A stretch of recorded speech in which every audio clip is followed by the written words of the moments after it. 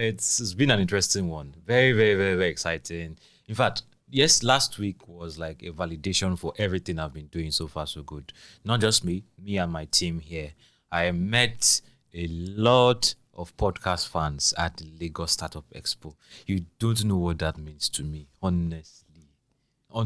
And yeah, I'm here with Bolu and Onome, not Onome. Yeah, Onome is behind the scenes. I'm here with Bolu and Nifemi. Onome was behind the scenes. Gracious was behind the scenes.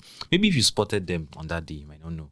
But yeah, it was really, really amazing. I mean, maybe I'm speaking for myself. I don't know how it was for you guys. Oh yeah, I think I saw about. I'm sure it's not as much as yours, but I think I saw about three people who were podcast fans. And were like, they enjoyed watching me on the podcast, listening to me, and it felt really nice. You feel me, Alpha? I met one or two, but most of the time when I'm with either of these two people, they say, I see you guys. So it's like they don't see me because they be like, I see you guys on the podcast, but no offense taken. Guys. I have to tell you guys, no offense taken. Okay. Nice. Okay. No, but honestly, it's really, really awesome. And yeah, you do this and you wonder if people are even watching, if people are even listening, if you are really making any impact. But yeah, the feedback was really, really awesome. And it was great to see you guys at the Lagos Startup Expo. And not just before we even leave the Lagos Startup Expo, but it was amazing. And Ifemi's prediction came to pass, right? You saw a lot of merch. For those of you that came to the Startup Expo. Even there was one guy. that guy is not going to buy shirts again. He has his wardrobe sorted for the month or for the rest of the year. And I said it. I'm not bluffing. Startups is there like so, which startup came there with like a line of clothing? A line of clothing. Like they were all on hangers. Oh, I think that's Cartonic. Cartonic, yeah. And they had a VR. I think they had like really nice boots. Yeah, cool. Ours was nice too. Our experience. You would have seen me on this, the film. So, but apart from that, shout out to the guys, some of our sponsors and exhibitors, right? We had Opta FS on stage. We had Grey on stage. We had Cartonic on stage. We have Raknida on stage. And a special shout out to masterclass facilitators, Ogheneruemu of Piggyvest, CEO of Piggyvest. Then we have Olioyisom, managing partner at We Capital. Then Oshone. Atavi. Sorry? Atavi. Oshone Atavi. I didn't want to pronounce it. Did you tell you that's how you pronounce it? Okay. Oshone Atavi, the VP of Ops at Thrive Agri. Really, really amazing sessions. You should be seeing some of the articles coming out already. And we had up to 4,000 attendees. Like that thing felt like it was crazy. Like even with the rain. When I saw the rain in the morning, I thought people were not going to come. Yeah, I was scared. And I was like, God, that big. But you guys really amazed us. Thanks for believing in us. Thanks for trusting in us. And in this our only two corner of the podcast. You guys are amazing.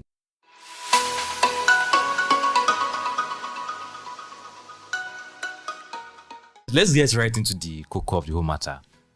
The cocoa of the matter. Yes. What will a Techpoint Africa podcast be without Emmanuel Paul of Techpoint dragging the Nigerian federal government? It's always awesome, right? And no beef. I mean, those guys, they're my people. I respect them. They've done amazing stuff. Most of the people there. And, but I have to call things out when I say it, right? So today, we're hearing that the Nigerian lawmakers are asking the federal government just 4 days to when they are about to leave. First 4 days to when they're about to leave, they're asking them to give account of a loan, 400 million naira loan. Yeah, $460 million actually. $million loan. 60 million naira extra. Okay, so that's just like $1 million, right? Yeah. No. $60 million. Like $460 million. We are not over No, you guys are playing. No, we are not. Oh my God. Okay, please, Nifemi, give us the gist. What's really happening there? Okay, I think it's a season of accountability. The other just 5 days to go. No. Like, yes. Season of accountability. Well, Which kind of accountability is that one?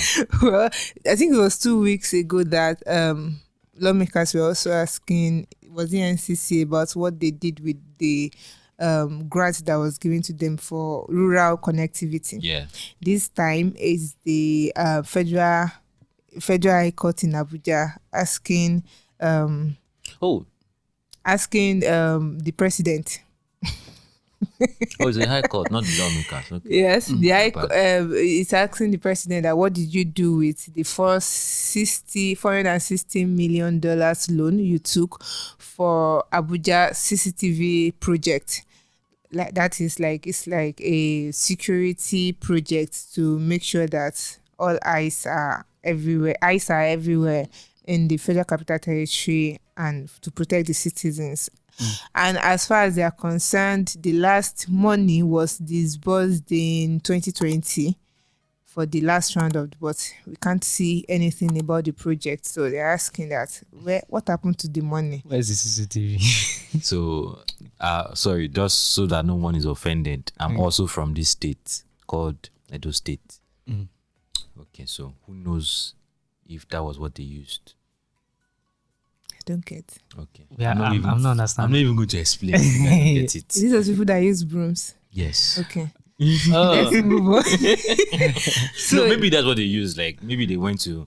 So They do it spiritually and they use it to organize prayers and fasting. No, that's what they say. Like pray for Nigeria, pray for security, pray against famine, and all of that. Okay, yeah. Right? So maybe that's what they put the money Yeah, into. they gave it to someone to bless somebody. Okay, I'm just I'm playing. not here Just with go on. you. So, anyways, the Minister of Finance was like, okay, we accept that. Okay, you've collected money. We are paying back the money now. At least when you borrow money, you should be able to say, this is what I used the money to do. If I'm paying it back, it will not pay me. But so the Minister of Finance, that is what's her name?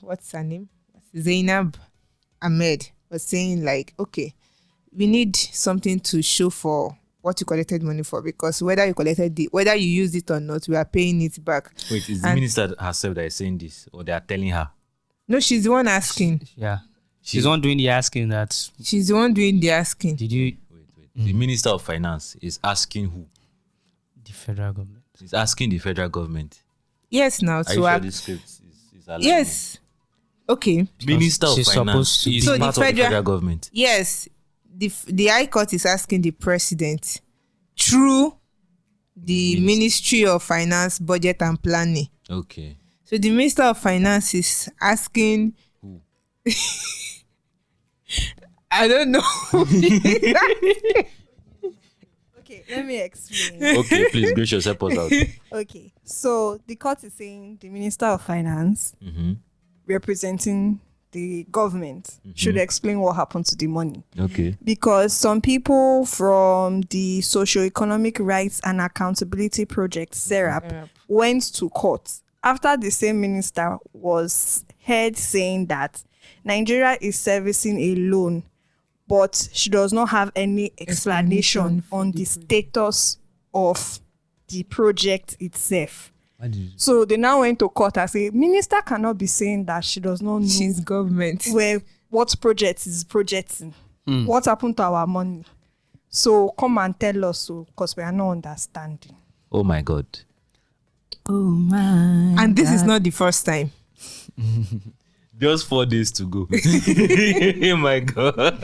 And this is not the first time. In 2020, Nigeria also borrowed like $325 million from China, from the same loaner. Those people, they have too many money to be loaning countries that don't know where their future is going. Anyways, and that was supposed I'm to. not here with you. And that was supposed to be used to expand fibre infrastructure in 90 states, including in the northern part of Nigeria, and that one too, no project till date, and Nigeria is servicing that loan. So, anyways, China seems to be they have their arms opened, but they know what they are doing. Come Because and collect. if Nigeria can't pay back this loan, what China is able to do, can do, right, is to, I think, take over Take over national assets. They can take over national assets. Yes, if Nigeria is not able to pay back these loans. But then, so the thing is, the country has not paid back your loan and it's coming back for another loan and you are giving them. Why not? Say why not? It's business. Exactly. business. Exactly. It's like I don't know if I can say this on air, but it's like someone who deals drugs. You better say it on air. Me, I've already said my own. It's not only me. Like that someone who come and deals drag. drugs. They'll keep giving the addicts. Like even if there's no one, you can take this because they know that at the end of the day, once they have the person hooked on those drugs and then they stop, I don't even the person will want to find any means to talk about how much Nigeria has accumulated in loans from China. Yeah. We're just talking about what the tech-related projects that they took loan for. So we talked about the CCTV, car security thing, which of course, except God watch over a city. The CCTV cameras are doing it in vain, right? then, of course, we have the fibre connectivity projects. But why do that when you already have Starlink? We can celebrate Starlink. So I'm not shading anybody. I'm just saying. So, but it's fine. It's fine. Let's move on. I don't want to get. Yeah. So there's $460 million. Are you sure this thing is dollars? Yeah, it's dollars. Okay, and there's $325 million, and there's a bunch of. I'm pretty sure there's a bunch of other loans that these guys have taken from China on one project or the other. Okay, it's fine. And I think they're commissioning some projects, right? They're commissioning some projects before they leave. Yes. I saw it in the news that they also want to take more loans, Mm-hmm. but there was an outcry about it last week or so. It is well. All right, people of God, let's try and move on. Ah, God, this is very, very painful. So, are we moving on to USSD? USSD. This is not just government. This is not just a government issue. This is also an industry versus industry issue. So, the two industries that actually move Nigeria's economy. I mean, I don't know of any industry that has been more impactful in the last 20 years than these two. The banking sector and the telecom sector, they've been on an ongoing dispute since 2019. That's what I can remember right now, where over who should pay for USSD. Is it the banks or the customer? So, in Nigeria, where smartphone penetration is still on the rise, a lot of people access banking services through USSD, right? So they dial *894# or *919# or any other, depending on the code for your bank, right? So if you don't have data, if you don't have a smartphone, you can still access banking services. You can transfer money and all of that. Then sometime in 2019, they said they will be charging 6.8 naira per session. And the session was between 6 seconds to 8 seconds or 10 seconds, I'm sure, thereabouts, between 6 to 10 seconds. Mm-hmm. That's what they call a USSD session. So that has been the issue. Now, to help us trash this out, we are bringing in should I use the word don't have data? Yes. Yeah, thank you, Yinka, for joining us today. So Yinka is the head of research and data at Techpoint. Intelligence by Techpoint. Sorry, you people want to. It's fine. Yeah, we're not there yet. Yes, it's good to be back. Yeah, thank you. So, I mean, can you help us make sense of this whole USSD thing? Is this something you can? It's tricky because you said who should pay for it. For me, I am not a businessman, but I think whoever that is using it should be the one to pay for it, which is user. So yes, so that's that. But then surprisingly that this fight between who should pay for it and not started in 2019. The figures from CBN is saying otherwise. Because the value of USSD transfers made on USSD in 2020 is 3 trillion naira. 3 trillion in 2020. Yes. Okay. So, being that the wahala started a year before, so you expect that maybe in 2021 it should drop, but then it jumped from 3 trillion to 5.2 trillion naira In 2021. in 2021, Okay. and surprisingly, it nosedived In in 2020. 2022 to 4.5, dropping about 685 billion naira. So, which is surprising when you say that the fight started in 2019. except it's a case of it got serious 2021. in Yes. 2021, which affected the drop in 2022 Yeah, I think in 2021, telcos now threatened to cut shut off down the banks. It's that's right, the first time that they released the figures that they Of how much they are being owed. Are being owed, yes. owed, Yes. So, but the whole fight started around that 2019 thing. So, I mean, everybody knows that I'm a fan of the telecom industry, right? Yeah. But I'm trying to see a balance between these two things. The telcos are saying this thing is used to drive financial inclusion. It shouldn't be an issue. the neck of the customer. The banks are saying it's You're the the one using customer this that should service. be paying for it. So an argument, I was talking with someone with significant banking experience, and he was like, if you want to call bank customer care, is it the bank that will pay for you to call the bank customer care, or you will take it from your time? So, but what I'm now what I don't understand is you Nifemi said she's getting charged for USSD. Yes, I use Access Bank. Oh, and you're if name I- dropping them, all right. and if I use star 901, I Yeah. get charged from my what's Airtime. it called, airtime. Yes. I don't get charged. I use UBA and I use First Bank. I don't get charged I use GT Bank, but then I only use USSD for airtime. to buy airtime Doesn't when matter. I'm out of, and I can put up my app. Okay, so this is it. Surprisingly, Do you get charged? Swapback has no, I don't think so. Swapback has said 208 or thereabout, 2008, 2007 or thereabout. When you actually call customer care, So it was free. no, it's not free.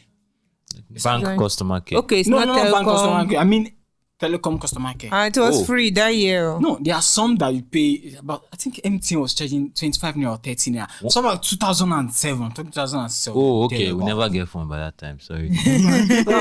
So you get about, I think, 25 or 30 naira. I can't remember, but I know you get charged. Charged. But it's not you're not paying per minute. It's just for the duration of that call. So if your call drops and you're calling again, you get charged again. So, yes, the customer should pay, but then at the end of the day, the customers are banking with these banks. So there should be like a compromise. Okay, yes, you do this. If you do this, you get charged. If you don't do this, you get charged. If your the session, the length of your session is long, maybe it should be. it So should be- I have something to say. Like, it's not me trying to be devil's advocate here, but this is what I think. Right, for financial inclusion is something that is expected from any financial institution, at least from what the government expects from them. And one way to achieve that is to make sure that all channels that they have available embrace or include those that wouldn't be able to use, say, mobile apps and other internet banking services. So in a way, using USSD or including USSD is a way of the bank posturing that they are into, or they key into the financial inclusion plan, and also getting more people to use their services. So in a way, it might be benefiting the users, but it's a way of putting the banks in a good light. So if they now say they are not ready to pay those charges, they should just cut it off, and they should know what they will see what will happen to their customers. They will see what will happen to people that use them, right? They will see what will happen to their image in the face of the federal government. So if they look at all those odds, I think they should be willing to share the charges instead of pushing it to the consumers. Yes, that's what I think. So another angle to that is, yes, but then this financial inclusion drive is not a fight for the banks. Not fight. It's not an initiative by the banks. it's a CBN Led thing. initiative. It's a, yes, it's a federal government say yes, we want people to be It's financially what I included. expect so from it you. might be a case of the banks, CBN, federal government coming to the table and say, okay, yes, what can we do to make this thing more accessible to the people? Maybe not charging them tax on using USSD or stuff, so that at the end of the day, you are reducing the burden on the telcos, so they don't pass that across. So you are reducing the burden. Definitely, they also reduce it to their end users. So that might be another A angle middle to ground. make a middle ground. So where it's okay, yes, federal government says I want 80% of Nigerians to be financially included by this year. So yes, you understand. But then, what are you going to do to make sure that that is achieved? Okay. Okay, I think so I want to say one more thing. Okay. Like, if whatever compromise they are going to reach, right, telcos will still insist that banks should pay them the 120 billion naira they are being owed if they are going to reach any compromise. But I don't think banks are forthcoming on that. I don't know if they want to pay back that's what they are owing. And if they don't pay that back, there's no how they can reach any compromise at this moment. Even if they are going to say eventually want to move the charges to customers, there is still an outstanding that they have to pay to the telcos. So if the banks claim that they shouldn't be the one pay, so there's something about debt that if the person who is supposedly owing does not agree that he's owing, I'm It's not going to be a long pay. fight. I say, okay, I'm owing you, going to but be then a I'm long like, fight. I'm not the one that is supposed to be paying this. Exactly. And you're telling me that I'm owing you. So his question is, how am I owing you when I'm not the one supposed to be paying It's it? going to be a long fight. yeah. So I mean, Anyways, my bank is already charging me. I don't know about other banks. okay. So that's a question. If your bank's already charging you, it's not your bank. I that mean, my charging telco you. is already Your telco. charging. Yes, Telco. What network do you use? MTN. So MTN probably. I use MTN too. Why is MTN not charging me? Maybe because of your bank. Because my bank. It's your Jesus bank. says It's you your don't bank that use- is increasing that debt. It's my bank then. Yes. No, but interestingly, GT Bank also. Yeah, Inca uses GT Bank. It does not charge. It's not getting charged. So Yeah. Anyway, I'm getting charged and I don't know. Because every time I use my USSD, I use 9 Mobile to GT Bank. So I always get this message when I start the transaction that you will be charged 6.94 naira You have for this that amount. transaction. Do you want to go ahead? but I'm also Well- asked that. I'll be in the middle of a call and MTN rudely tells me your credit has been credit has exhausted. exhausted. I will die *919. It works. Okay. Okay. With no No, credit. but maybe That's how I at know they are that not charging point, me. maybe at that point, you still have enough credit to initiate the USSD transaction. It's not. So that when they tell you that, 1 minute remaining. 1 It's not minute. 1 minute remaining. It's not 1 minute It's like remaining. your Like, they've airtime has ended your been call. exhausted. so it's whatever is remaining is not even going to be up to 6 naira. That's going to be another issue. But looking at Seun Agbaje's statement, the CEO of GT Trusts Holding Company, the holding company behind GT Bank, he said two important things: that data subscriptions should be slashed for Nigerians, so Nigerians can make use of internet banking services as opposed to USSD. That USSD is an outdated and cumbersome technology. Then the telcos right now should charge customers for USSD directly rather than waiting for the banks to do so. Chingozirim, I don't know where he got his mind from. He went to challenge, on American put up the article, he went to challenge Seun Agbaje's statement that slashing the cost of data would not drive financial inclusion. So let's hold on. So there's this stat from JSME that shows the percentage of smartphone penetration, right? As of 2021, Nigeria, they did the analysis of sub-Saharan Africa. As of 2021, Nigeria has like 44% smartphone penetration, as the 44% of the total mobile connections we have, right? We're not using NCC zone. NCC carries everybody that has SIM cards. Some people have 3 SIM cards, 4 SIM cards, right? But unique mobile subscribers, that's how you will know the number of mobile phones there are. Then how many smartphones? So smartphones account for 44% of that. And they are projecting it to reach 64% by 2025. Now, the argument here is if the banks are saying the data that people are going to be gravitating towards smartphones. That smartphones are expensive now is only an issue now. As of 2007 that Yinka was talking about, a feature phone was costing over 20,000 or thereabouts. But right now, a feature phone, you can buy a feature phone of 1.5. Feature phone. Like a mobile phone. 2007. Oh, okay, of course. So right now you can buy a feature At phone. least 4,000. 1.5. No, I said you're not buying it new. At least, I said you are not buying it new. If you're buying it If new, I bought a at least touchlight phone for 1K. which year? No, it's. Are you sure it's not stolen? Those Chinko that Very chinko. very, no when you do it it's like very this, light. it's bang, bang, It's bang. very light. They stole it. It's a stolen phone. No. Actually Yeah. new, but like the features on it is just you make calls, put on touchlight, send messages. Is the Those the real Tonosobe. and it's very light. Like it's very light. Okay. So that's the argument that if smartphone penetration is going the way we think it's going to go, these smartphones will become very, very cheap in the future. Why should they bother themselves with USSD right now? If smartphone is going to be cheap in the future, will it be? Is it everybody that's going to use a smartphone when they eventually become cheap? It will not. A grandma in the village, an uncle that is not that educated or tech. You see some people old smartphones, but then they don't have bank apps on it because they can't use it. Should I tell you a story of my? I just started using a bank app last year. And What I that's use is USSD. nice. You know, I just don't like bank apps because if they steal my phone, that's a lot of like quick access.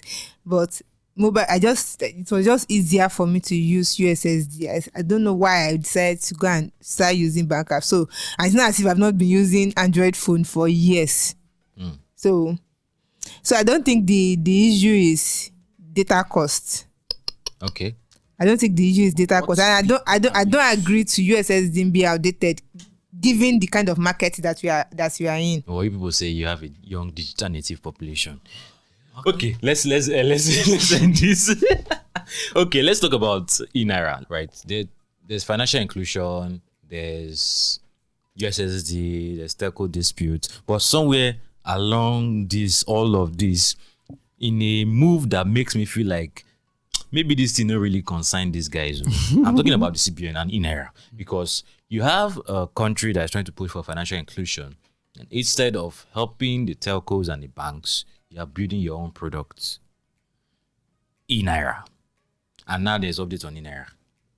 Yes. There's an update on eNaira, and that update is that adoption of eNaira is disappointingly.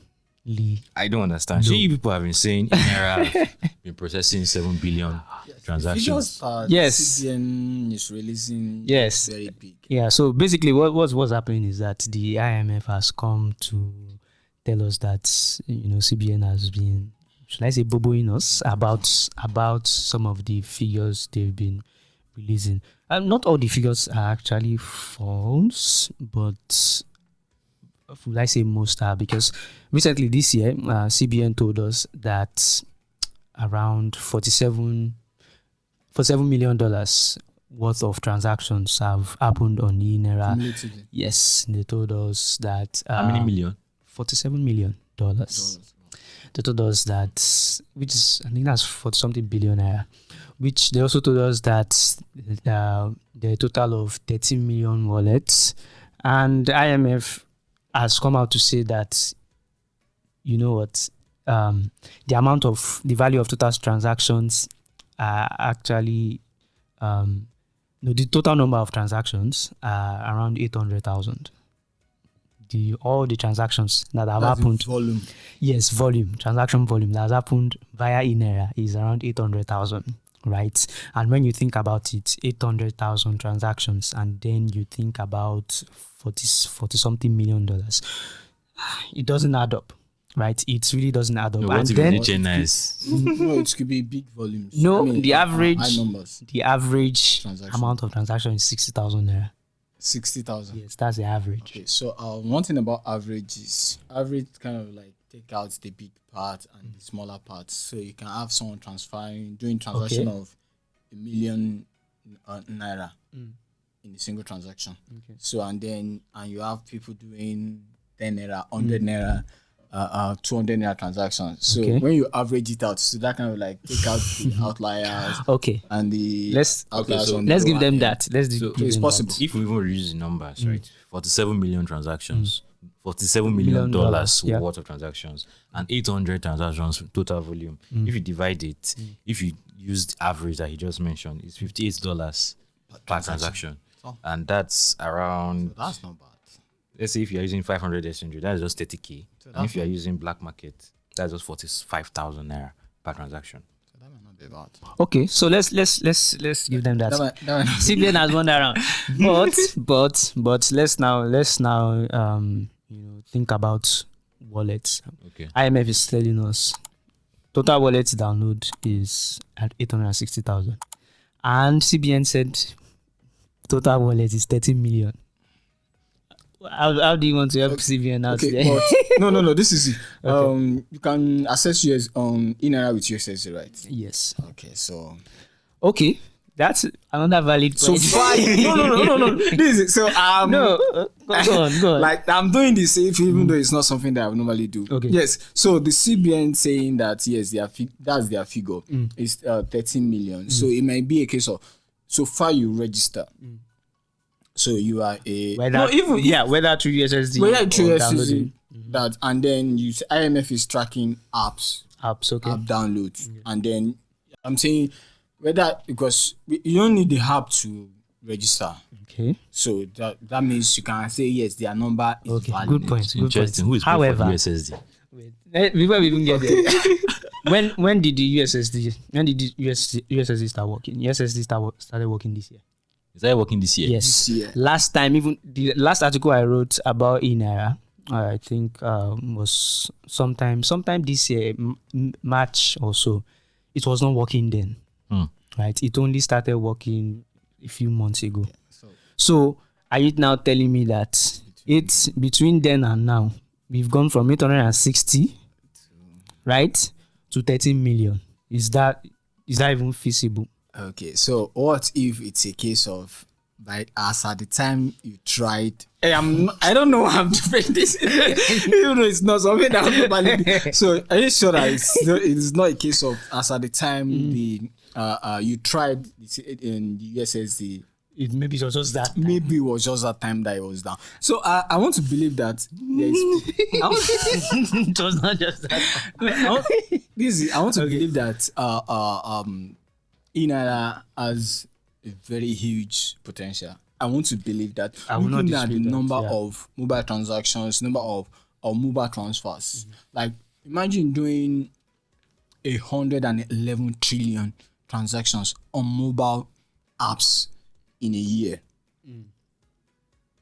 And that's what was done last year. Yes, in 2020, the mobile apps.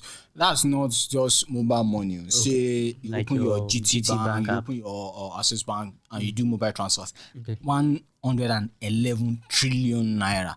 So, and that's that. So, and now you have people that are not in the banking system. And CBN is saying that you people that are not in the banking system, you can come into the eNaira spectrum.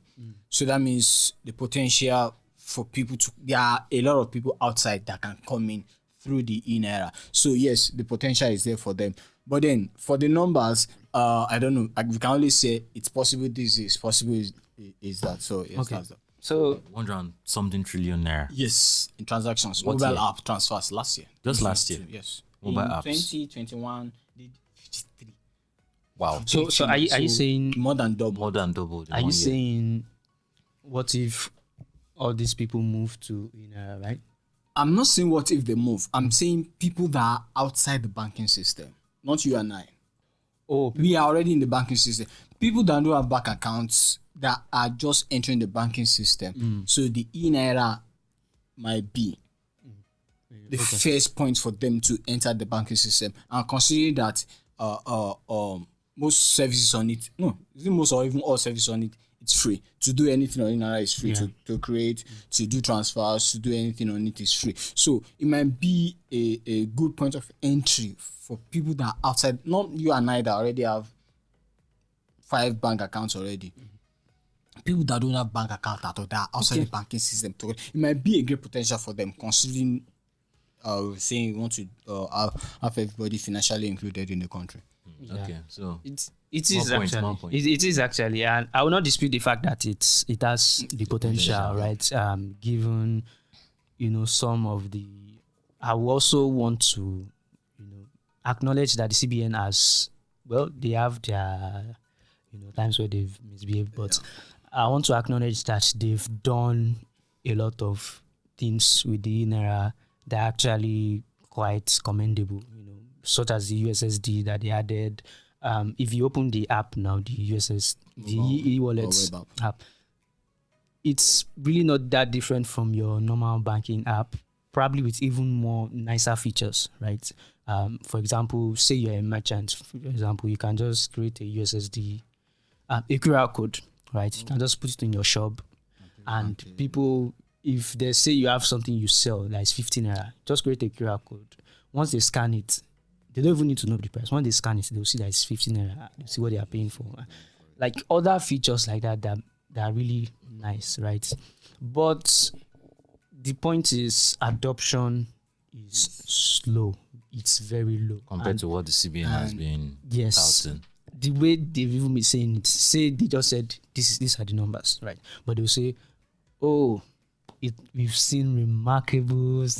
I mean, when you play, I think funny. Sorry. So as much as all the points I've said earlier, it's in support of CBN and the adoption. So this is the point I'm saying now is totally against CBN. Sorry.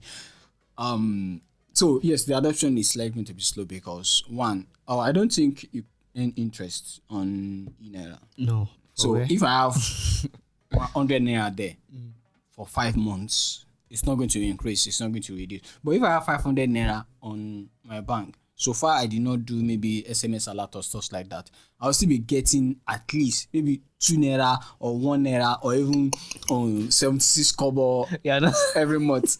No. You still get interest no matter how small it is. So what I'm trying to drive at is eNaira, yes, you want people to come on it, but is my money increasing? Will I get interest and stuff like that? I mean, even if it's audio interest. Okay, a counter to that is it is not. Is it possible that banks will not really remove anything from your money if you put it there? They won't collect whatever maintenance it is. That is it really possible that you won't use SMS alert? eNaira doesn't do. I don't do SMS alert on mine. eNaira is giving you all these things and they are still not taking anything from you. eNaira will send you SMS. But how long will CBN keep up? You will do USSD and you will not. No. How long will CBN keep up that free? And that's a good point. Before you hear that. Before you know, you start hearing that Nigerian government is spending 7 trillion. I'm actually for them to make money and off then the government can come in and say we can't keep doing this in the name of trying to financially include everybody. Okay, that's a very, very valid point. I don't want to even drag this anymore, but Yinka has been spitting some stats over here and supporting CBN. Supporting CBN. Very funny, right? No. If you know Yinka personally, you'll be very, very, very surprised that he's supporting CBN because he's their chief critic. So. The fintech report is coming out, handled by Yinka himself, and you will be seeing a lot of data points on Nigeria's financial space, USSD, mobile money, agency banking. If you want to understand this space that you're playing in, if you want to get into tech and you want to utterly understand what the fintech space looks like, these are the kind of things you should be looking out for, you should be reading, you should be researching, and of course, our doors are always open, our DMs. Okay, partially open DMs. Mm-hmm. You can always DM him if you have any questions on the report. So when is it going to be launching? Okay, so we're still working on the marketing. So, but the plan is 2 weeks because we're still trying to wrap up with Lagos Startup Expo. So Okay. So 2 weeks time. No worry, you hear it here first.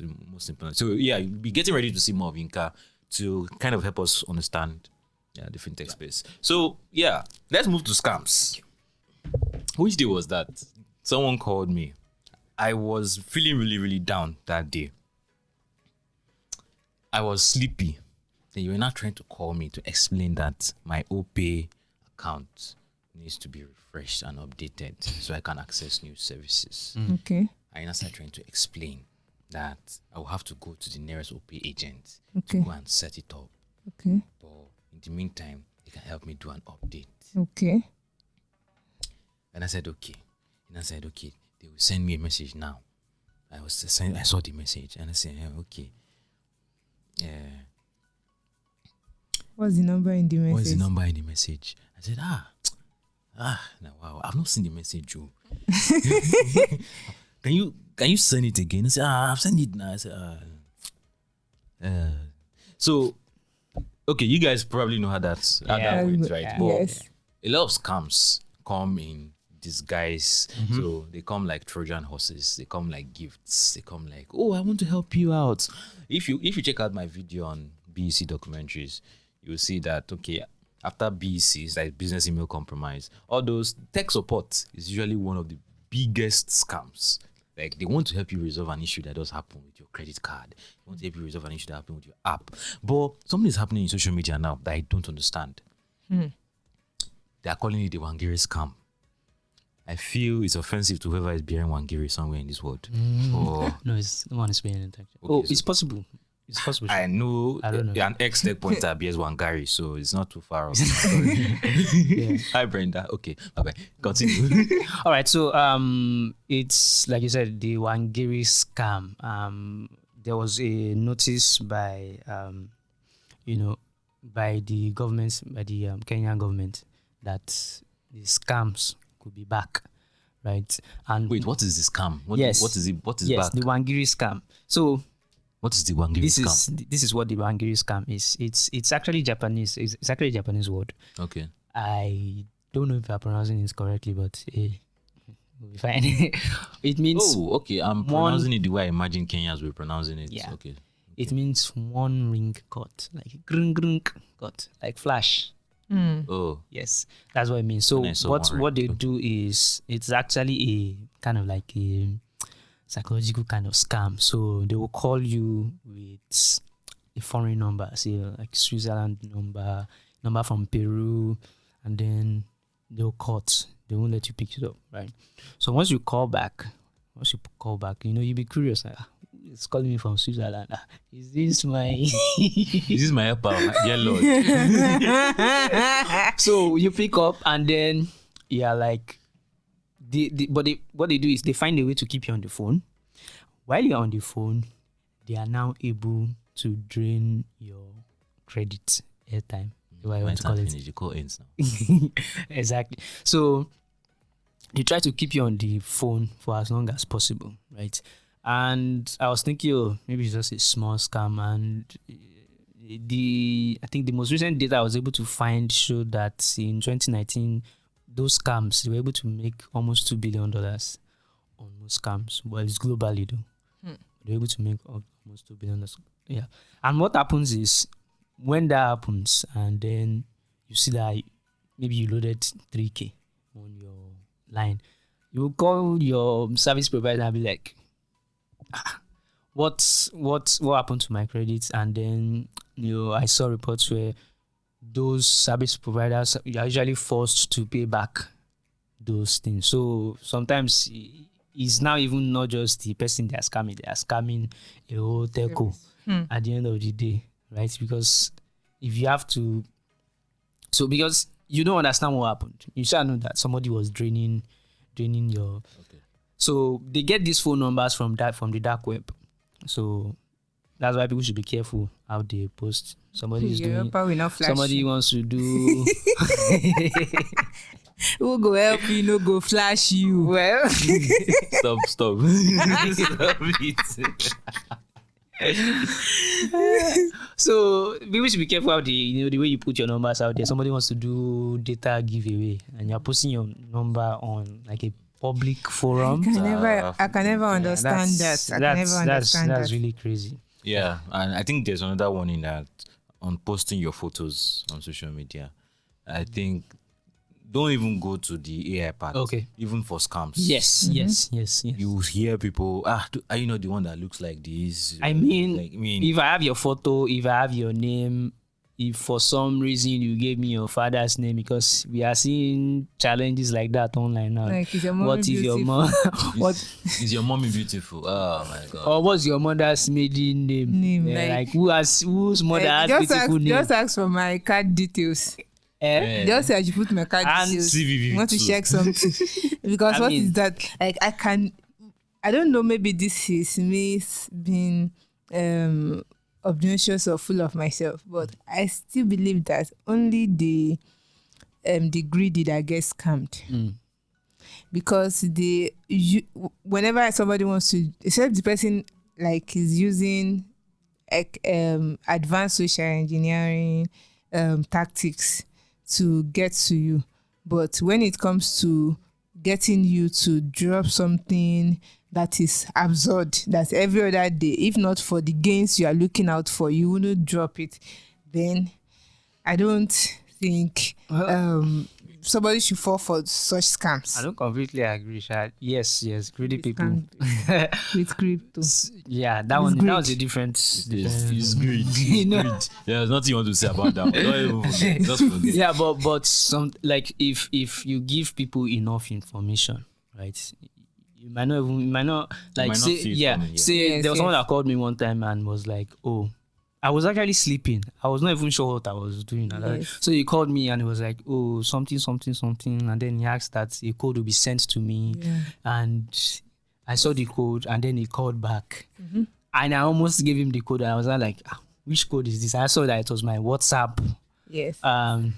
two-factor It has authentication. This actually thing. happened. And to imagine me. he was able to get in, and then he DMs Emmanuel. Say, my girl, I did this thing, and Emmanuel is like, Bolu is somewhere, and Emmanuel sent 100K. Like, I'll send you a yes. K. Actually, that's what happened to me before. In fact, I called, I was sleepy. It was those years that we were barely sleeping, and it was only I and Emmanuel that was on the Techpoint editorial then. So I was barely smart. I just maybe took a nap around 7 a.m. and maybe the call came in around 7:30, and the person was actually hacking my WhatsApp. Asked for the code that was sent. Person said it's for my church group, and we have a program, and I need a code to enter this thing. Said the code will be sent to me ahead of the meeting. I was even saying I would not be available for the meeting. I will be at work. Like, okay, the code that sent to you, so that the person can just leave me. I sent the code that was sent as email, as SMS to me. I called it for the person. I dropped the code. I slept back. So it was because I have two-factor verification. He now called back. It was not like another code that I have. And I said, another code. I said, please, I'm sleeping. I can't give you another code. So immediately I dropped that code. I just said, no. What's going on? So I just opened my WhatsApp. I saw that I was already logged out, but the person couldn't log in because of two-factor verification. So, and I called the guy back, and I prayed for him. Oh, this is interesting. I prayed for him. I prayed for him. He dropped the code, and I would use another person's phone to call him to pray for him again. Wow. But I was able to get back because two-factor verification. Okay. Oh man, you're a nice person. You know that person that called me that day. You know what? I actually feigned that I did not know what he was doing. He insulted me and cut the call when I was doing him like this. And I called him back like, what kind of customer service is this? Is this how you treat customers? What's the meaning of that? I said, I don't think you're the real owner of the OP account. I'm like, hey. And I got the call and I sent him a text message. I said, I will find you. Yeah, try me there. I did that to that guy. I didn't even say that. I just told him, you think you wise. I will find you. But the thing Hey, is, God. social engineering. I published an article, I think a few years back, about like I talked to an hacker, not like the bad hacker, the good hackers, penetration testers, and I talked to him, and he helped me to see what goes on in the head of a hacker. And I think the article is on Techpoint. We should share it. You should find the link in the description. You should read it. How the best way they can get you, no matter how enlightened you are, is social engineering, and they will do their work to get every information they can use to convince you. But you can help yourself by not putting out too much information about you online. Like, okay, well, if you're on my WhatsApp, you know my mom's birthday, but you might not know her maiden name because I will not put it. Yeah, but you should be careful of the information you put online, and giveaways. Be wary of giveaways. Be wary of all those trends of that day that you look like you done or something. I don't want to post the picture. Nobody cares. Post the picture of when you did something great. No, nobody cares. So and yes, don't call back strange international numbers that flash you. Like, who go help you? No go flash you. Also, there's a website, I think it should also be in the description, where you can know if you have been compromised, like your email. Oh, okay. Makes sense. We'll add it to the link in the description. All right. So we'll add it to the description. We'll add all our newsletters to the descriptions. And we'll also add Lagos Startup Expo to the description. Just go there, see all the amazing things that happened on that day. That's if you missed it, obviously. And I want it to... Choke! Don't worry, there's going to be another one. Don't mind. Yeah, there will be another one quite soon, and we're going to be having other events. So make sure you don't miss out on those ones, right? And stay tuned, stay glued to the Techpoint Africa podcast for updates like this. I hope you enjoyed this episode. This was quite a bit longer than usual.